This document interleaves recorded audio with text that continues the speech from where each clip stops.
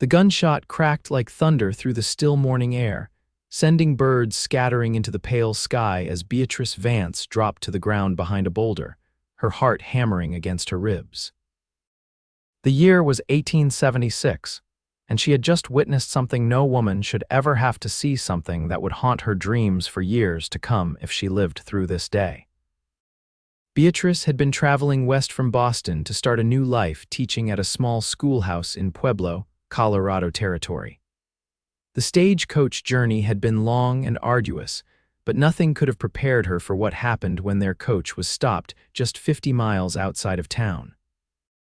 What was meant to be a routine rest had turned into a bloodbath when masked men appeared seemingly from nowhere and gunned down the stagecoach driver and the 2 guards accompanying them. Now she was running for her life across the Colorado plains, her blue traveling dress torn at the hem, her chestnut hair falling loose from its pins. She clutched the small leather satchel to her chest, the one containing all her worldly possessions and, more importantly, the journal detailing everything she'd witnessed. Beatrice heard hoofbeats in the distance and pressed herself flatter against the rock. She tried to quiet her breathing, but the dry air scorched her lungs, making each breath a painful gasp.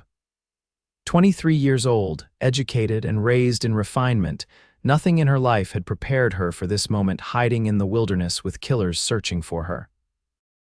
The hoofbeats grew closer and Beatrice squeezed her eyes shut, whispering a prayer to a god she wasn't sure was listening. When she opened them again, she found herself staring at the business end of a revolver. "Stand up." Slow, came a low, gravelly voice. Beatrice raised her trembling hands and stood, her knees threatening to buckle beneath her. But when she finally looked up at the man before her, she was surprised to find not one of the masked outlaws, but a tall, broad-shouldered man with sun-bronzed skin and piercing blue eyes that seemed to look right through her. "Please," she whispered, "don't hurt me." The man holstered his gun and removed his hat, revealing sandy blonde hair. "I ain't here to hurt you, madam. Name's Jackson Barrett. Folks call me Jack." He glanced over his shoulder, scanning the horizon. "Those men from the stagecoach robbery still out there?" Beatrice's eyes widened. "How did you know about the stagecoach? Found it about 5 miles back. No survivors." His expression hardened. "Except you, I reckon." "They killed everyone," Beatrice said, her voice breaking. "The driver, the guards, and the 2 other passengers, a mother and her son. They were just a boy, no more than 12. She clutched her satchel tighter. "I ran when the shooting started, hid in the brush until they rode off." Jack's jaw tightened. "You're lucky to be alive, Miss Vance, Beatrice Vance." "I was traveling to Pueblo to take a position as the new schoolteacher." Jack nodded, then extended his hand. "Come with me, Miss Vance. My horse is just over that ridge. I'll get you to Pueblo." Beatrice hesitated. "How do I know I can trust you?" A hint of a smile touched his lips. "You don't. But right now, I'm your best chance at survival out here." She knew he was right.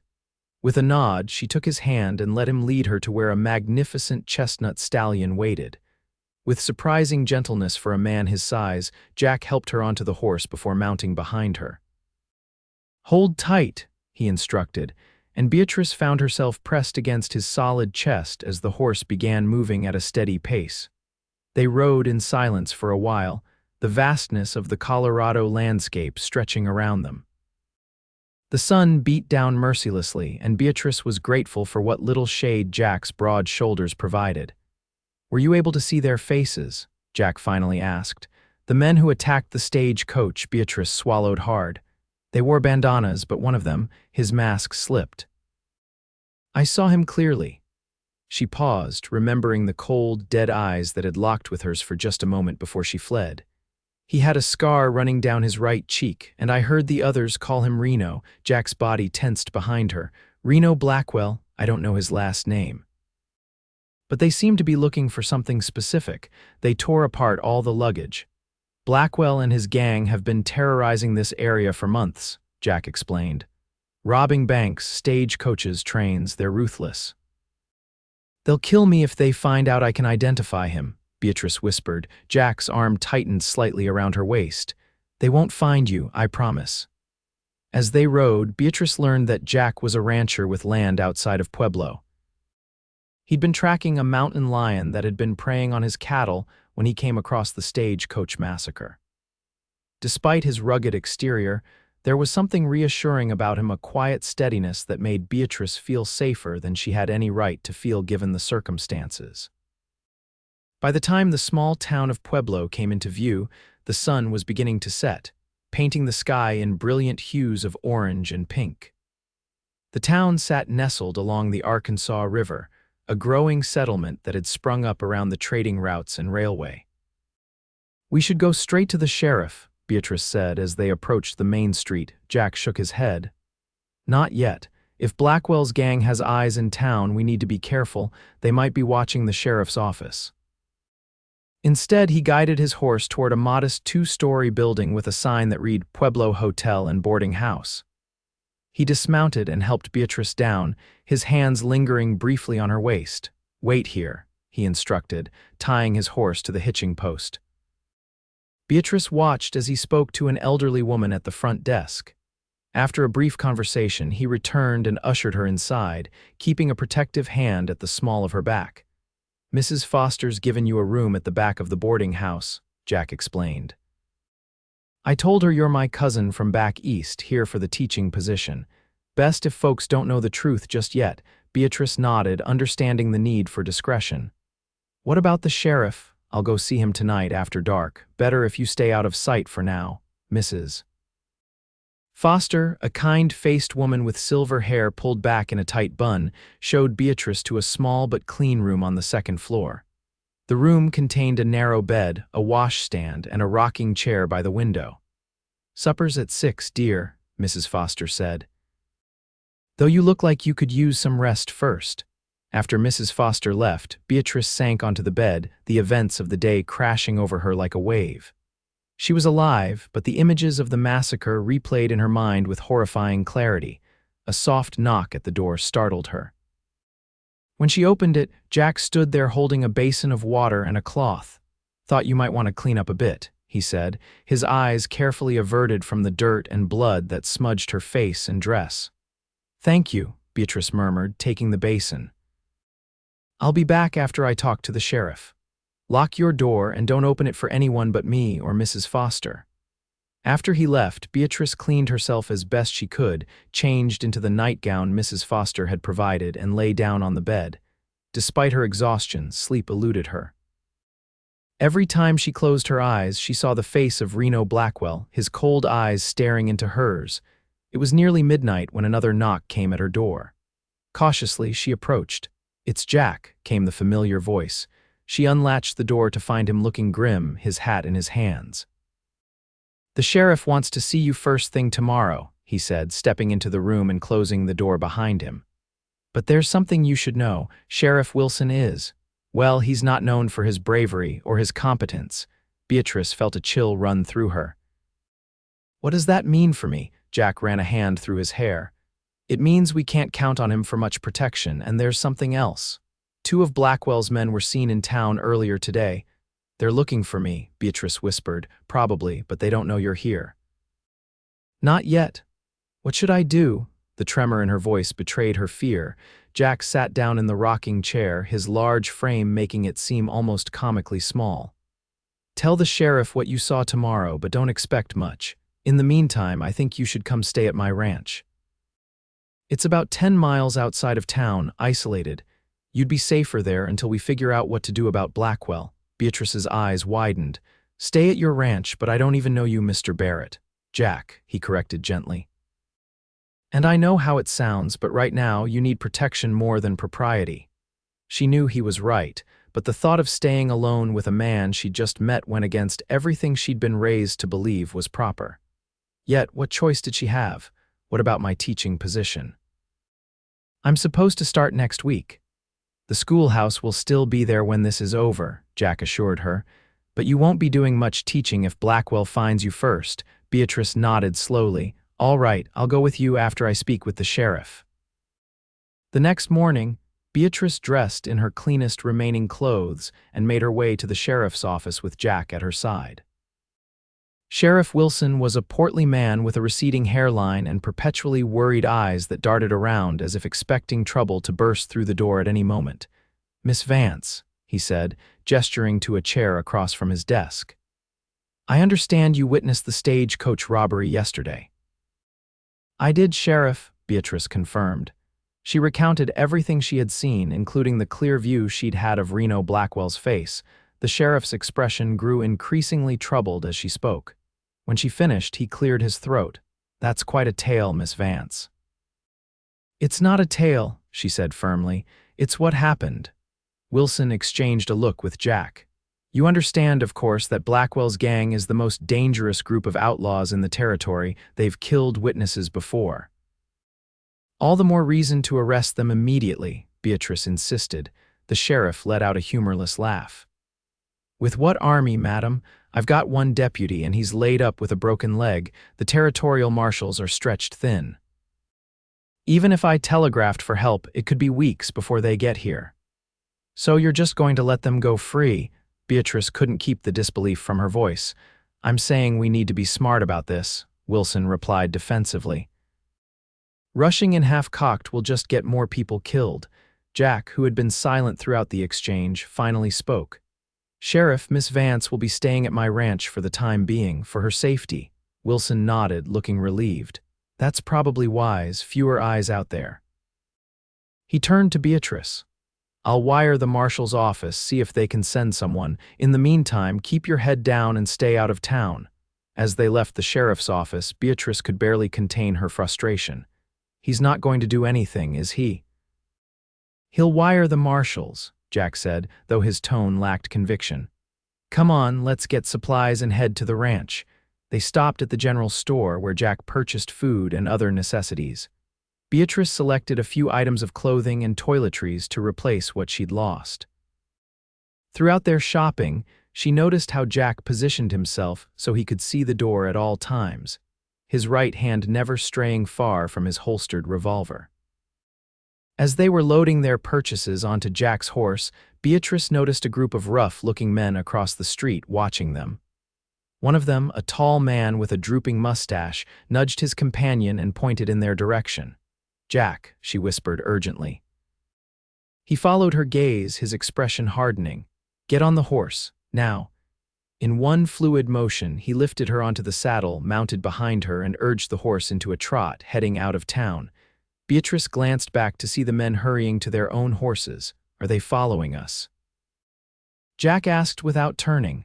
"I think so," Beatrice replied, fear constricting her throat.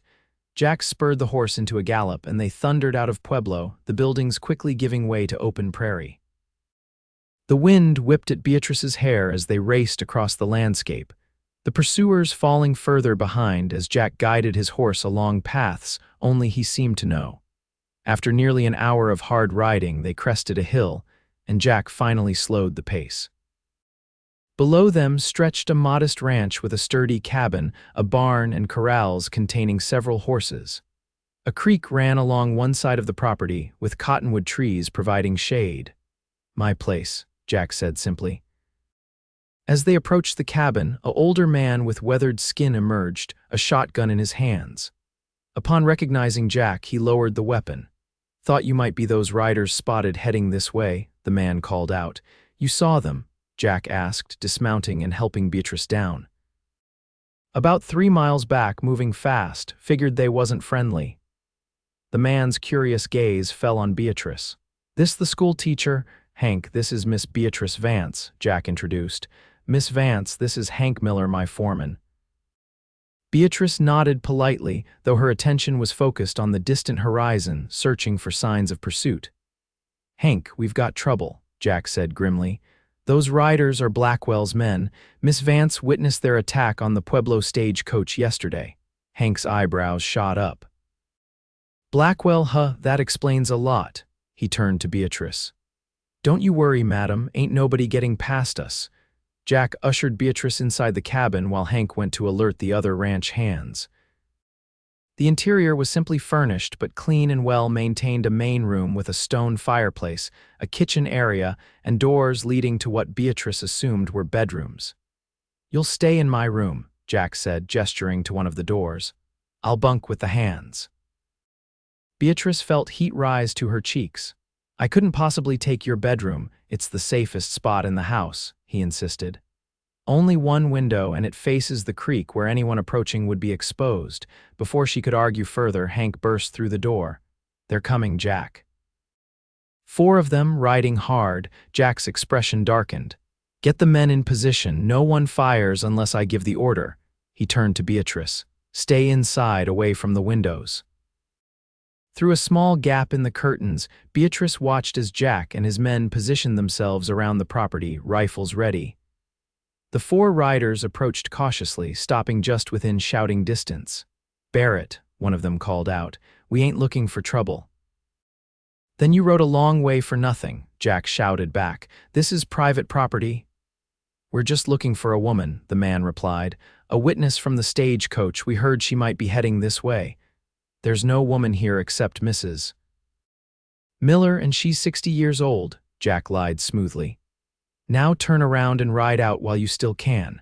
The standoff continued for several tense minutes. Finally, the riders conferred among themselves before turning their horses around. We'll be back, Barrett. One of them called over his shoulder. With more men, Jack and his ranch hands maintained their positions until the riders disappeared over the horizon. Only then did Jack return to the cabin, his face grim. They'll be back, he confirmed what Beatrice had overheard. Probably tomorrow with reinforcements. I'm so sorry, Beatrice said, guilt washing over her. I've brought this trouble to your doorstep. Jack's expression softened. This isn't your fault. Blackwell and his gang are the ones to blame. He removed his hat, running a hand through his hair. But we need to prepare. This cabin can be defended, but not against a large force. That night, Beatrice couldn't sleep.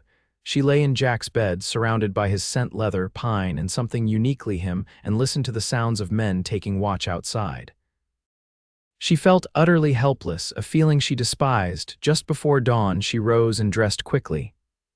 In the main room, she found Jack sitting at the table, cleaning his revolver by lamplight.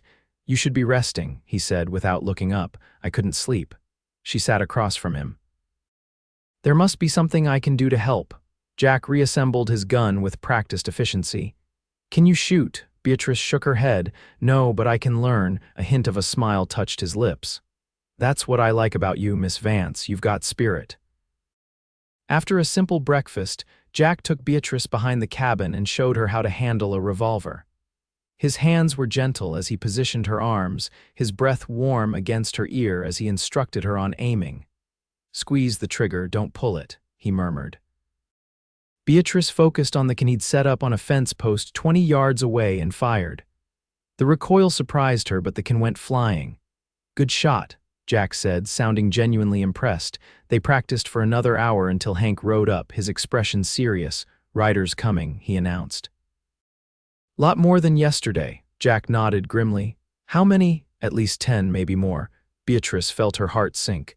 10 armed men against Jack and his 3 ranch hands. The odds were impossible.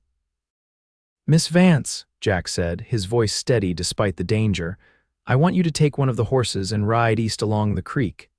There's a line shack about 5 miles downstream. Hide there until nightfall, then continue to Fort Carson. It's about 20 miles beyond the shack. I'm not leaving you to face them alone, Beatrice protested. This isn't a debate, Jack said firmly. They want you. Without you here, we might be able to talk our way out of a fight. Beatrice knew he was lying. Blackwell's men would search the ranch, and when they didn't find her, they'd likely kill everyone in retribution. But before she could argue further, a thunderous sound filled the air, hoofbeats, dozens of them. Jack and Hank exchanged surprised looks and hurried to the front of the cabin. Beatrice followed, her heart in her throat. Approaching from the east were indeed riders, but not Blackwell's men. The blue uniforms of U.S. cavalry soldiers glinted in the morning sun as a company of at least 30 men rode toward the ranch. Cavalry, Hank breathed in disbelief. Where the hell did they come from? The answer came as the soldiers drew closer, and Beatrice recognized the man leading them, Sheriff Wilson, looking as surprised to be there as they were to see him. As the cavalry unit surrounded the ranch, a distinguished-looking officer dismounted and approached Jack. Mr. Barrett, I'm Captain Thomas Reynolds, 7th Cavalry. Sheriff Wilson telegraphed us about a witness to the Blackwell gang's activities." His eyes found Beatrice. "I presume this is Miss Vance," Jack nodded, still seeming stunned by this turn of events. "Miss Vance," the captain said, tipping his hat. "We've been after Blackwell for months. Your testimony could be what we need to finally bring him to justice." "But I thought the marshals were weeks away," Beatrice said, looking at Sheriff Wilson in confusion. The sheriff had the decency to look embarrassed. "I may have undersold our options yesterday. Blackwell has friends in town. Couldn't risk word getting back to him that I was bringing in the cavalry." "We were already in the area," Captain Reynolds explained, "tracking Blackwell after a bank robbery in Denver. When we got the sheriff's telegram, we redirected here." Jack's posture relaxed slightly, but his hand remained near his gun. "You're just in time, Captain.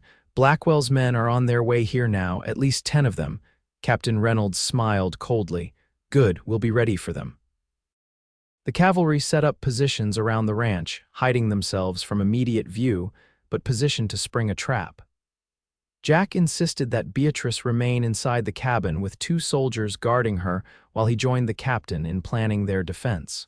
The wait was agonizing. Hours passed with no sign of Blackwell's gang. Beatrice paced the cabin, jumping at every sound. The 2 young soldiers assigned to guard her tried to make conversation, but her mind was too preoccupied with worry not for herself, but for Jack. In just 2 days, the rancher had come to mean something to her.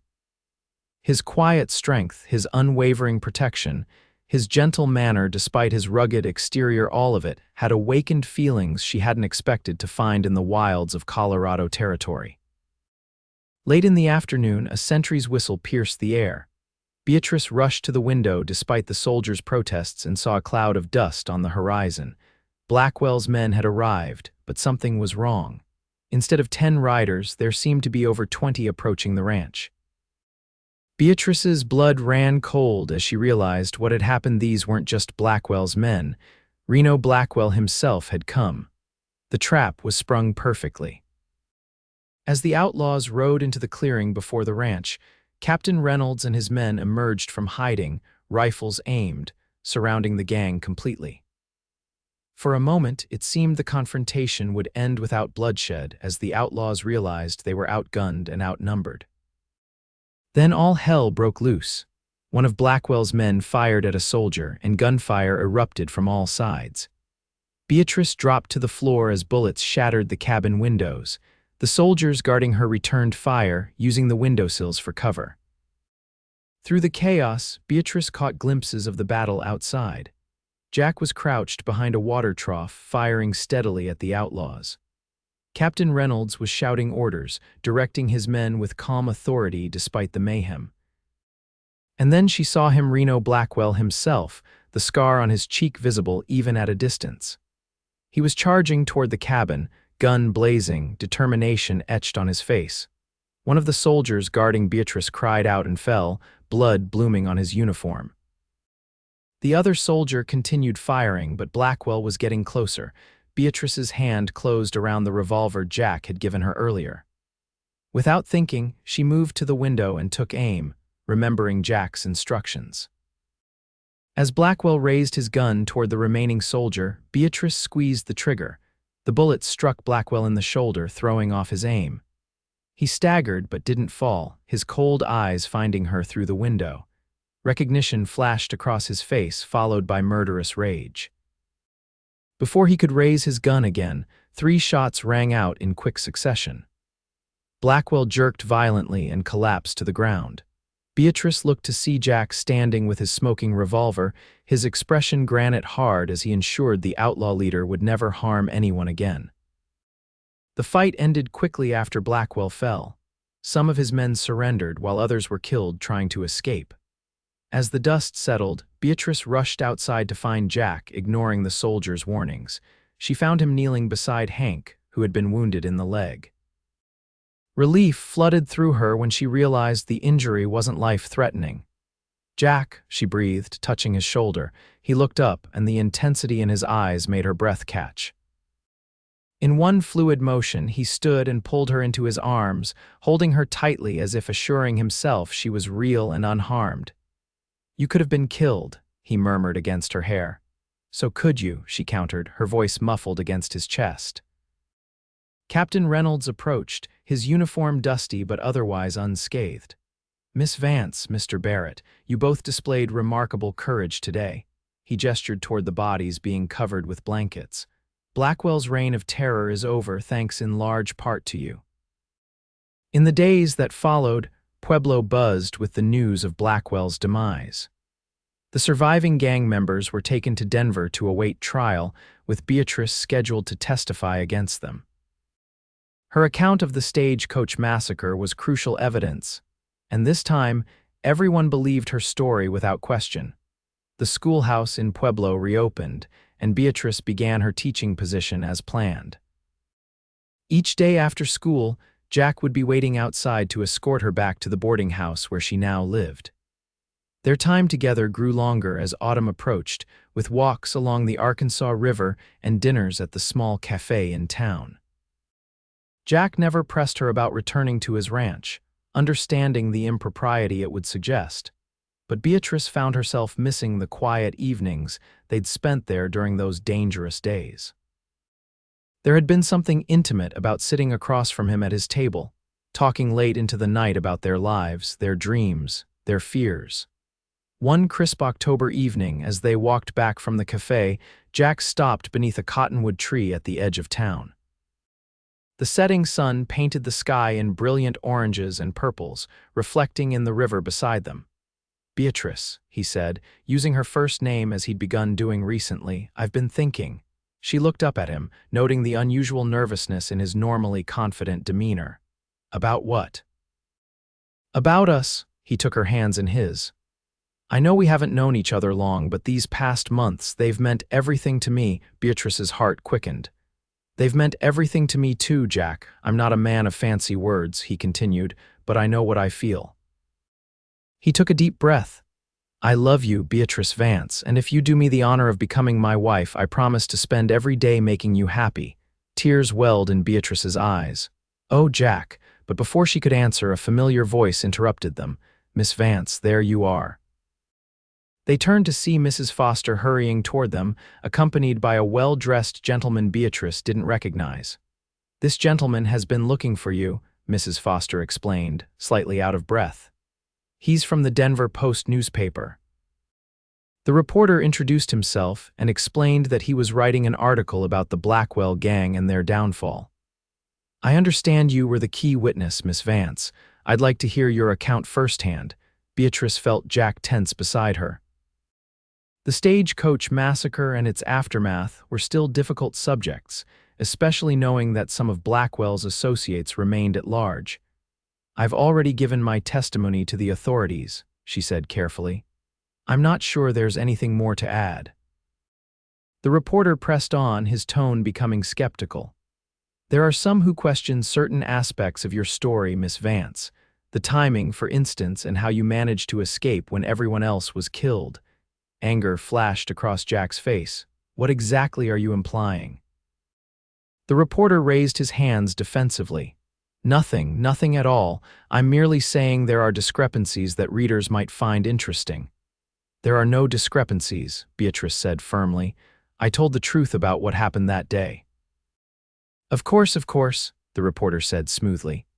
"But you must admit, it's quite extraordinary a young woman from Boston, alone in the wilderness, identifying the notorious Reno Blackwell and living to tell the tale. Some folks find it hard to believe." Beatrice felt as though she'd been slapped. After everything she'd endured, after the nightmares that still plagued her sleep, to have her truthfulness questioned was almost too much to bear. "You should leave," Jack told the reporter, his voice dangerously quiet. "I'm simply doing my job, Mr. Barrett. The public has a right to know. The public can read the court transcripts," Jack interrupted. "Now go, before I forget my manners." The reporter looked as though he might argue further but thought better of it when he saw the steel in Jack's eyes. With a curt nod, he left, walking briskly back toward town. Mrs. Foster, sensing the tension, made a hasty excuse about dinner preparations and followed him, Leaving Jack and Beatrice alone once more, tears of frustration welled in Beatrice's eyes. Will people always doubt me? Always question what happened? Jack gently lifted her chin so she was looking at him. No one who matters doubts you, Beatrice. Not the judge, not the jury, not anyone who knows you. She searched his face. And you, do you believe me truly? I believed you from the moment I found you hiding behind that boulder, he said simply. I knew then you were something special, brave, and true. No one believes my story, she whispered, her voice breaking. Jack's hands framed her face, his touch gentle despite the strength in his calloused fingers. I do, he said firmly, and that's all that matters. In that moment, with the setting sun warming their faces and the river flowing steadily beside them, Beatrice knew with absolute certainty what her answer to his proposal would be. Yes, she said, her voice stronger now. Yes, Jack Barrett, I will marry you. The smile that broke across his face was like the dawn after a long, dark night. He pulled her into his arms and kissed her, a kiss full of promise and protection, and a future neither of them could have imagined just months before. They were married 2 weeks later in Pueblo's small church, with Hank Miller serving as best man and Mrs. Foster standing up for Beatrice. The entire town turned out for the occasion, eager to celebrate the union of their schoolteacher and the respected rancher who had helped bring down the territory's most notorious outlaw. Captain Reynolds, back in the area on patrol, attended with several of his men. Even Sheriff Wilson made an appearance, taking some credit for bringing the couple together despite his initial reluctance to help. After the ceremony, Jack took Beatrice back to his ranch, their ranch now. The cabin had been transformed in her absence. New curtains hung at the windows, a proper dining table replaced the rough one he'd used before, and a bookshelf filled with volumes stood against one wall. I know it's not Boston, Jack said, watching her reaction carefully, but I thought. It's perfect, Beatrice interrupted, turning to embrace him. Absolutely perfect. Life settled into a rhythm for the newlyweds. Beatrice continued teaching at the Pueblo school during the week, staying in town on particularly harsh winter days, but otherwise making the journey to and from the ranch with Jack. On weekends and during school holidays, she threw herself into ranch life, learning to ride properly, helping with the garden, and making the cabin truly their home. Jack expanded his cattle operation, hiring additional hands as the ranch prospered. He built Beatrice a proper library addition to the cabin, filling it with books ordered from Denver and even some treasured volumes shipped from her family in Boston, who had finally come to terms with their daughter's unexpected Western life. Spring came, and with it new life across the ranch. Calves dotted the pastures, wildflowers bloomed along the creek, and Beatrice shared the news she'd been suspecting for weeks she was carrying their first child. Jack's reaction was everything she could have hoped for. He lifted her off her feet and spun her around, his laughter echoing across the yard before he gently set her down, suddenly concerned about the baby. Are you feeling well? Do you need to rest? Should I ride for the doctor? The questions tumbled out in an uncharacteristic display of nerves from the usually composed rancher. Beatrice laughed and assured him she was fine. The baby isn't due until the fall. There's plenty of time to prepare. As her pregnancy progressed, Beatrice reluctantly gave up teaching for the term. The school board promised her position would be waiting when she was ready to return, though privately, Beatrice wasn't sure when that would be. Life at the ranch fulfilled her in ways she hadn't anticipated, and the thought of leaving their child, even for school days, was difficult to imagine. On a warm September evening, after a particularly difficult day of labor, Beatrice gave birth to a healthy baby boy whom they named James Thomas Barrett, James for Jack's father and Thomas for Captain Reynolds, who had played such a pivotal role in their story. As she held their son in her arms with Jack seated on the bed beside them, his eyes suspiciously bright, Beatrice thought back to that terrible day when the stagecoach was attacked. How close she had come to death, how different her life might have been. What are you thinking about? Jack asked, noticing her distant expression. Everything that led us here, she replied softly. All the fear and danger and how it somehow brought us to this perfect moment. Jack brushed a strand of hair from her face. I thank God every day that I found you behind that boulder. Even though I brought outlaws to your doorstep, she teased. Especially because of that, he replied with a grin. Gave me the chance to impress you with my heroics. Beatrice laughed, then winced as the movement pulled at her still tender body. Jack immediately looked concerned, but she waved away his worry. I'm fine, just sore. He leaned forward to kiss her forehead, then the downy head of their sleeping son. You both need rest, I'll be right here, and he was, not just that night but every night that followed. Through James's childhood, through the birth of their daughter Emily 2 years later, through the expansion of the ranch and the growth of Pueblo from frontier town to thriving city, Jack remained Beatrice's steadfast protector and partner. The nightmares about the stagecoach massacre gradually faded, replaced by dreams of the future of their children growing up strong and free on the Colorado plains, of grandchildren someday filling the ranch with laughter, of growing old together under the vast western sky. Occasionally, usually when reporters from eastern papers came through town looking for stories about the wild days of the territory, someone would question Beatrice's account of that fateful day. The details seemed too dramatic, they would say, too coincidental, too perfect a story. But it never bothered her anymore. She would simply smile and turn to the man who had stood by her side through it all, the man who had believed her when no one else would, the man who had made a life with her that exceeded her wildest dreams. No one believes my story, she would whisper to him in those moments. And Jack would always reply, just as he had that evening by the river years before, I do, and that's all that matters. By the time their 25th wedding anniversary arrived in 1901, the wild west of their youth had largely been tamed. Railways crisscrossed the state, automobiles occasionally puttered along the roads near the ranch, and their son James was studying law at the University of Denver while their daughter Emily taught at the very same schoolhouse where Beatrice had once worked. On the evening of their anniversary, Jack took Beatrice to the spot by the river where he had proposed. A proper bench stood there now, installed by the town in recognition of Jack's service as a county commissioner. As they sat watching the sunset, hand in hand as they had done countless times over the years, Beatrice leaned her head on his shoulder. You ever wonder what might have happened if our paths hadn't crossed that day? She asked.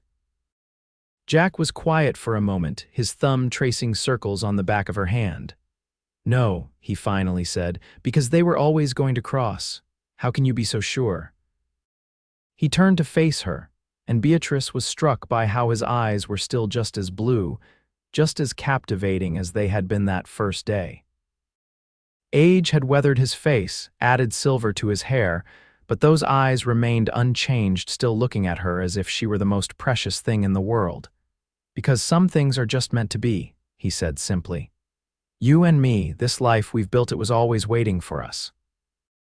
Beatrice smiled and leaned forward to kiss him, this man who had believed in her when no one else would, who had protected her, loved her, built a life with her. I love you, Jackson Barrett, she whispered against his lips. And I love you, Beatrice Barrett, he replied. Always have, always will.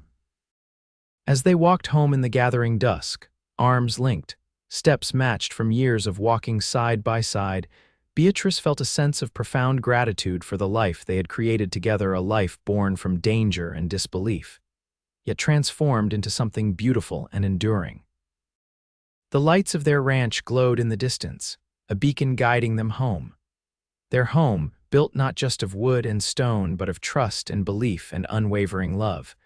A testament to what can happen when one person believes another's story, even when the rest of the world does not. And that, Beatrice knew, was all that had ever truly mattered.